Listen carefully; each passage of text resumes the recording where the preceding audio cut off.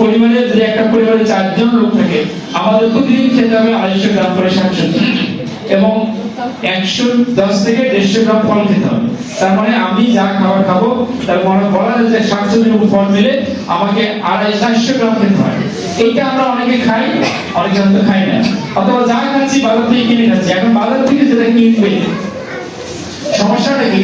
হয়তো উনি দেখা গেছে যে আপনি পটলটা কিনছেন, অথবা বেগুনটা কিনলেন, অথবা করলাটা কিনলেন, অথবা শসাটা কিনলেন, ওই ভদ্রলোক দিন আবাদ করছেন, হয়তো দেখা গেছে আগের দিন ওষুধ স্প্রে করছে, অথবা তার আগের দিন ওষুধ স্প্রে করছে, সেটা বাজারে চলে আসে।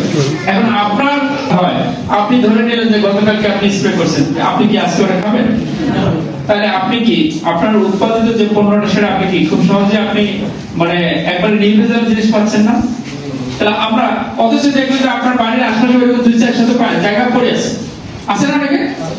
স্যাঁতস্যাঁতে জায়গা আছে, আমরা একটু ছায়া থাকে না, ওইখানে 2-4 কচু গাছ লাগাই দেন না কেন? ওই যে আমাদের একজন বলছে সজনা হলো পুষ্টির ডিনামাইট বলা হয়, পুষ্টির ডিনামাইট।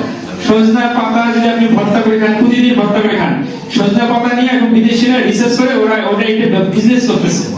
আমাদের এদিক থেকে সজনা পাতা তারা নিয়ে গিয়ে এটা একটা বিশাল তারা বাণিজ্য। সজনা পাউডার আপনার ফেসবুক দেখবেন যে মরিঙ্গা পাউডার বিক্রি হচ্ছে, সজনা পাতার এই পাউডার। তো এইরকম আমাদের পুষ্টির যে আমাদের এখন ঘাটতিতে আছে, আপনারা যারা এখানে যারা আমাদের এই যে মানে পরিবারে যারা আমাদের গৃহিণী যারা আছেন, তারা আমরা অনেক সময় কি আমাদের হয়তো জ্ঞাত সারে হোক বা অজ্ঞাত সারে হোক আমরা পুষ্টির কিছু লস করি। লসটা কিরকম? আমাদের ভিটামিন, বিশেষ করে ভিটামিন সি, এটা পানিতে ধুলেও চলে যাবে। দৈনিক আজকের বাংলা .net